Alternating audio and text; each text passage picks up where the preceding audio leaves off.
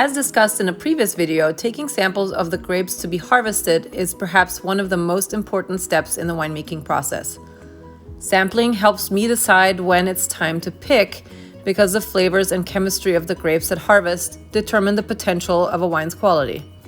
In the weeks leading up to harvest, I spend time walking the vineyard rows, tasting the grapes and collecting samples to take back to the winery for sugar testing. Now there are two main methods: berry sampling, which is picking individual grapes into a Ziploc bag, as you can see in the video right now, and cluster sampling, which is collecting whole bunches of grapes in a bucket.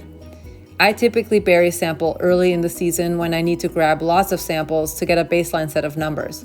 It's just easier to carry around a lot of Ziploc bags of grapes than heavy buckets of whole bunches. Cluster sampling works well for varieties with compact clusters where individual berries are hard to collect, and for varieties that have a fair amount of variation within a cluster, such as Primitivo, Zinfandel, and even Grenache. This way, I can be sure that the berries are sampled from everywhere on the cluster and avoid bias from collecting fruit from only the top and bottoms of the bunches. Unlike processing berry samples, where you have the barrier of the Ziploc bag to keep you clean, you really have to get your hands dirty when crushing cluster samples.